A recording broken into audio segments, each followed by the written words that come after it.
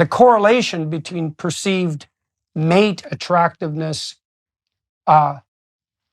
with regards to women perceiving men, the correlation between socioeconomic status and perceived attractiveness is about 0.6, which is a higher correlation than the correlation between general cognitive ability and grades. And I use that as an example because that's one of the most robust and powerful findings in the social sciences. Whereas the correlation between socioeconomic status and perceived mate attractiveness for women by men is 0 or slightly negative.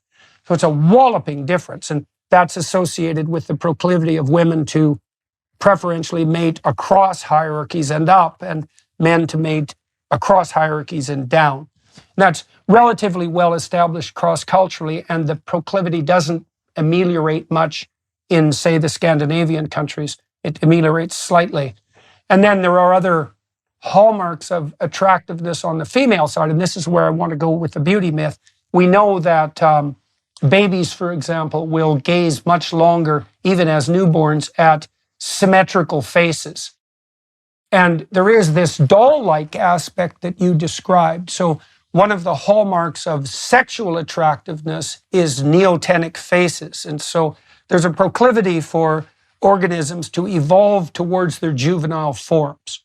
That's neoteny. And it's such a pervasive tendency that it even characterizes animated characters, as Stephen Jay Gould was at pains to establish. It's quite comical, but one of the hallmarks of cuteness is a babyishness of face. And you can see that in the plush toys and the sorts of things that are often bought as dolls for kids or for sentimental adults have very large eyes, very small noses, very symmetrical faces.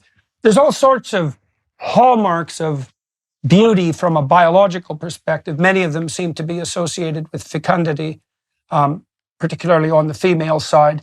And that is very harsh. It's a very, very harsh standard. And when I read The Beauty Myth, which was a long time ago, by the way, because it was published in what, 91? 93, yeah. 93.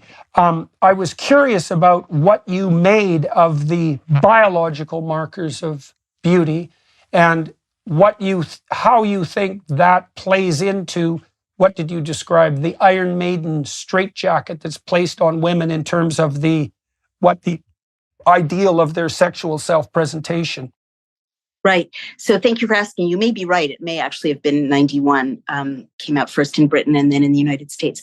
So respectfully, I'm familiar with these arguments, and respectfully, I'm very familiar with David Buss's work, and I think that it's fundamentally flawed, and I'll get to why.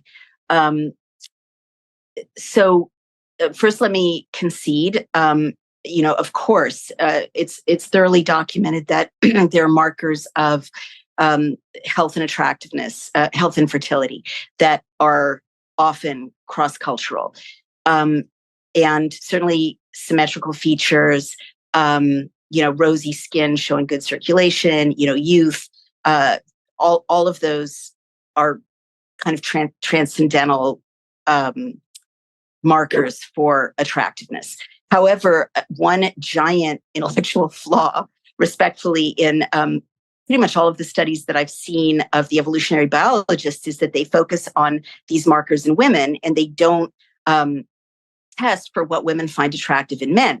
They project or they construct kind of experiments or surveys that prove tendentiously, in my view, that women find wealth or professional accomplishment attractive, and that kind of substitutes for physical beauty. But they don't ask women who are heterosexual, what are the markers for you of beauty in men or attractiveness in men? And if they did, and they don't, they would find broad shoulders, they would find, symmetry, they would find maybe, penis size.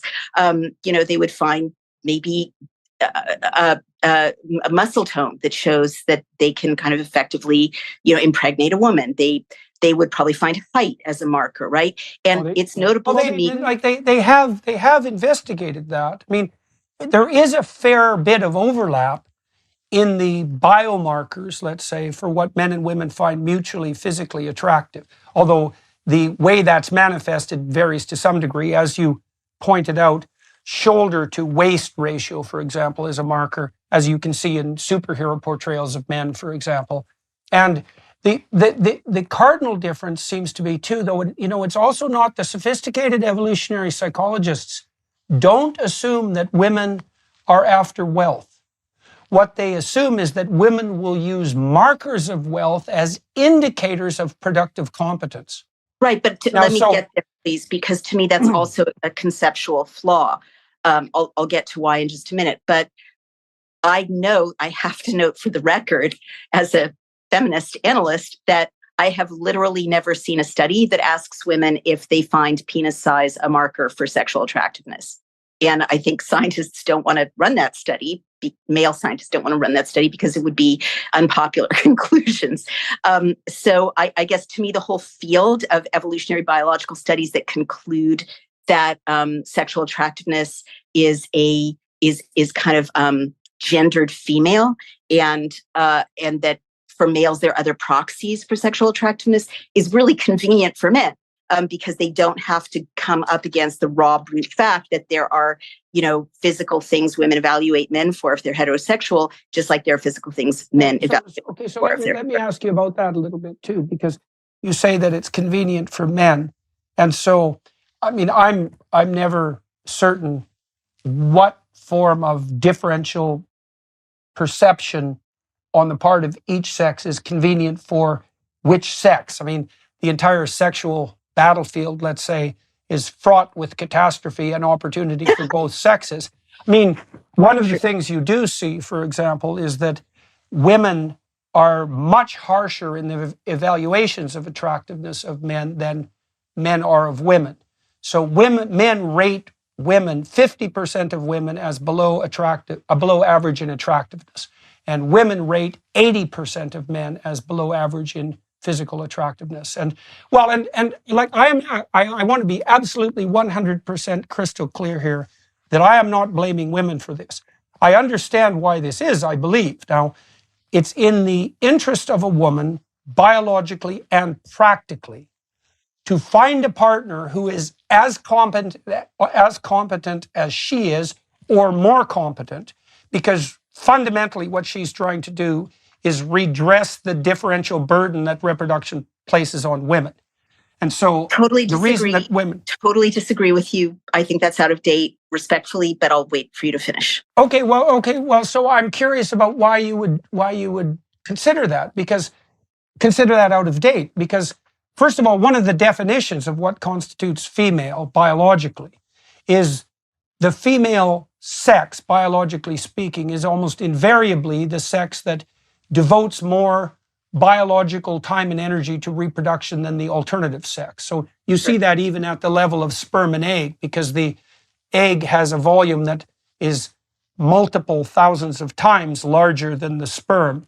And even at that level, there's more resources being devoted to the difficult job of reproduction at the female level. And of course, women have a 9-month gestation period, which is very onerous, and then they are charged with primary responsibility for infant caregiving, especially during the first year. And we know perfectly well that the differential burden of reproduction on women is such that single women who have a child are much more likely to descend into poverty.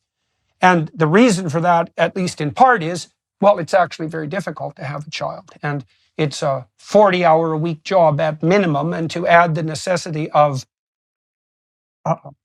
working and providing on top of that means an 80-hour work week. And so it isn't obvious to me why the hypothesis that women would be motivated to redress that fundamental biological differential, I don't understand why that would be an objectionable hypothesis, even from the feminist perspective. Well, doesn't it just recognize that women are more at risk on the sexual and reproductive front? I recognize what you're saying there. I guess what I would say is there are as many, first let me say, I think the whole field of evolutionary biology being presented to explain contemporary 21st century gender roles or expectations or norms is respectfully, I think it has almost no intellectual merit. I'm sorry, I don't mean to be rude, because you can, I mean, I've read the whole range of evolutionary biologists who are usually invoked, right? And they're always tendentious and they're always talking about circumstances that no longer exist.